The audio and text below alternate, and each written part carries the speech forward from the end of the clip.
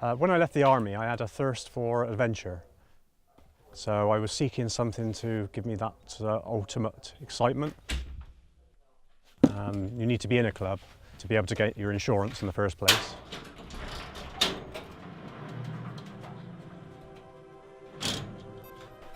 I kitted out with all the equipment, forked out for all the training. You don't need any skills to start with.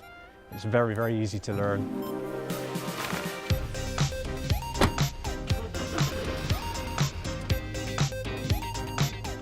But it's a warning, and you learn from other people's mistakes of how dangerous it can be.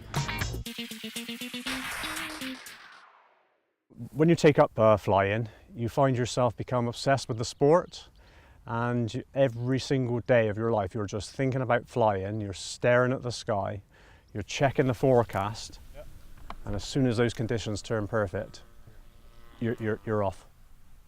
So I start by getting the wing out, laying it out on the floor, checking all the lines, checking that there's no holes on it, and then I get the motor out, fuel it, prime it, ready to fly, connect it to the wing, connect every single bolt on the power motor.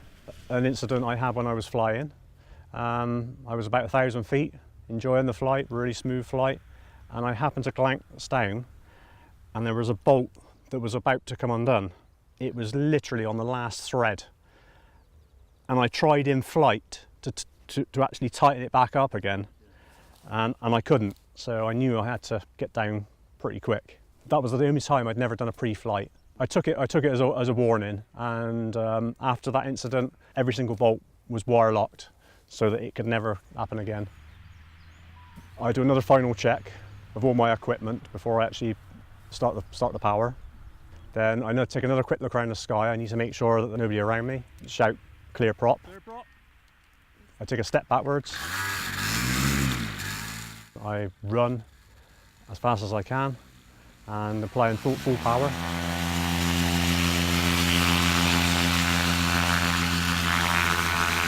And keep running until I leave the ground. The difficulty in paramotoring is the actual takeoff. It's the hardest part of the fly-in. There was an incident where I was taken off on some boggy ground and long grass, and as I went to power up, I applied full power and then took my step forward and slipped. But because I had full power and my hands were up in the air, there was nothing I could do to save myself. So I ended up powering myself face down into the ground, and I actually broke my helmet, and my neck was in pain for probably about a month after. I only fly in the morning or the evening. The reason for this is as the ground starts heating, warm air from the ground starts rising up into the sky. These are called thermals. Now if you're gliding, these thermals are really important because you can lock into the thermals and then you can use the rising air to climb up to the clouds.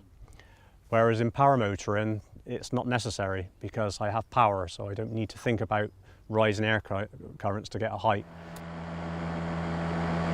But I've been flying for so many years now, and my passion never ever wanes on this sport.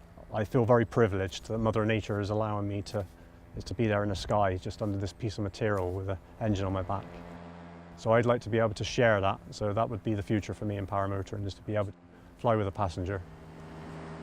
Flying long distances, you've only got 10 litres of fuel and it will only last so long.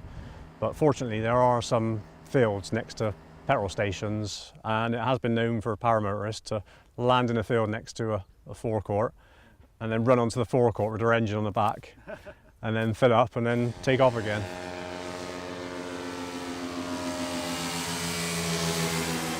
One challenge that somebody's just done, and I believe it might be a world record, is they've flown the coast to coast, and it took them about 5 hours.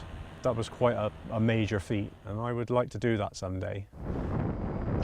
Paramotoring is a breathtaking sport, but to the outsider it looks quite dangerous, but actually it's a very, very safe sport. So I would say that if anybody wants to fly a paramotor, just find the local club, maybe get a tandem flight, and if you enjoy it, then just take it up, because you can take this sport up at any age. Oh, it's fantastic. The air was just silky smooth. It was lovely and cool up there, and I just so privileged. Every time I fly, I just feel blessed.